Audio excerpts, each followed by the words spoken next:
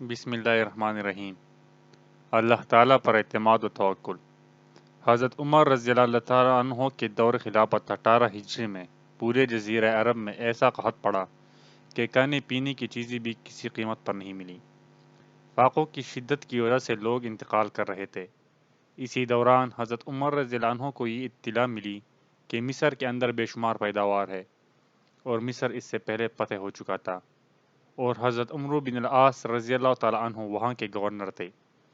حضرت عمر رضی اللہ عنہ نے ان کو خط لکھا کہ یہاں حجاز میں بالکل غلہ نہیں ہے اور مجھے معلوم ہوا ہے کہ مصر میں بہت غلہ ہے، لہٰذا یہاں والوں کے لیے وہاں سے غلہ بھیجو۔ گورنر صاحب نے جواب تحریر فرمایا، آپ مطمئن رہیں، میں اتنا بڑا قافلہ غلے سے لدوا کر بھیجوں گا کہ اس کا پہلا اونٹ مدینہ میں اتر رہا ہوگا اور آخری اونٹ مصر میں لد رہا ہوگا۔ مصر اور حجاز کا 1 مہینے کا راستہ ہے جو اس زمانے میں اونٹوں کے ذریعے طے کیا جاتا تھا۔ یہ سارا راستہ غلہ کے اونٹوں سے بھر دوں گا۔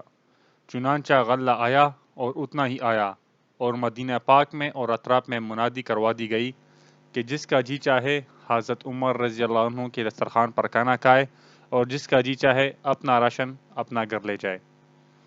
چنانچہ ہزار لوگوں نے وہیں دسترخوان پر کھانا کھایا اور بہت سے اپنے گھر لے گئے۔ ایک صحابی جو جنگل میں اپنے رٹھان ٹھکانے پر رہتے تھے، انہوں نے بھی آنے جانے والوں سے سنا کہ مدینہ پاک میں غلہ آ گیا ہے اور تقسیم ہو رہا ہے۔ ان کے پاس ایک بکری تھی۔ انہوں نے سوچا کہ میں چلا جاؤں گا اور اکیلی بکری کو کوئی جانور وغیرہ کھا جائے گا، لاؤ بکری کو ذبح کر لوں اور کھا لوں کہ چلنے کی کچھ طاقت آ جائے گی۔ چنانچہ بکری کو ذبح کیا تو ایک قطرہ بھی خون نہ نکلا۔ یہ منظر دیکھ کر وہ صحابی رو پڑے اور سر پکڑ کر بیٹھ گئے کہ ہمارا بھی برا حال ہے، اور تو اور ہمارے جانوروں کا بھی خون خشک ہو گیا۔ بکری میں خون تب ہوتا جب چارہ کھاتی، پانی پیتی، جب نہ چارہ کھایا نہ پانی پیا تو نہ خون رہا نہ نکلا۔ وہ صحابی سر پکڑ کر رونے لگے اور روتے روتے گر گئے اور گر کر نیند آ گئی۔ نیند میں انہوں نے دیکھا کہ رسول پاک صلی اللہ علیہ وسلم تشریف لائے اور فرمایا کہ عمر رضی اللہ تعالیٰ عنہ کے پاس جاؤ اور میری طرف سے سلام کہہ دو، اور کہہ دو کہ تو بڑا عقل مند تھا، تیری عقل کو کیا ہوا؟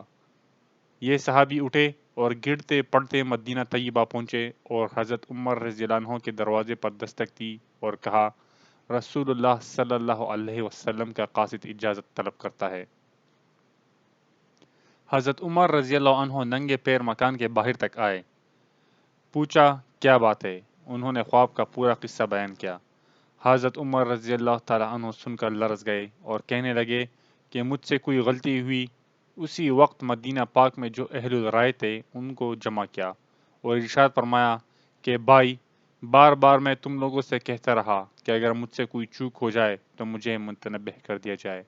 میرے آقا جناب محمد رسول اللہ صلی اللہ علیہ وسلم نے مجھے یہ پیام بھیجا ہے، بتاؤ مجھ سے کیا غلطی ہوئی؟ صحابہ رضی اللہ تعالی عنہم اجمعین نے کہا کہ ہماری سمجھ میں تو کوئی غلطی نہیں آتی۔ ایک صحابی رضی اللہ عنہ کھڑے ہوئے اور انہوں نے عرض کیا کہ میری سمجھ میں ایک بات آئی ہے کہ آپ کے ملک میں قحط پڑ رہا تھا اور غلہ نہیں تھا اور لوگ بھوک کی وجہ سے مر رہے تھے، مگر بجائے اس کے کہ آپ اللہ تعالیٰ سے مانگتے، آپ نے اپنے گورنر اور اپنے ہی جیسے انسان سے درخواست کی۔ یہ ہے وہ غلطی۔ حضرت عمر رضی اللہ تعالیٰ عنہ نے فرمایا، واقعتاً یہی غلطی ہے۔ پھر سب نے کہا کہ واقعی یہی غلطی ہے۔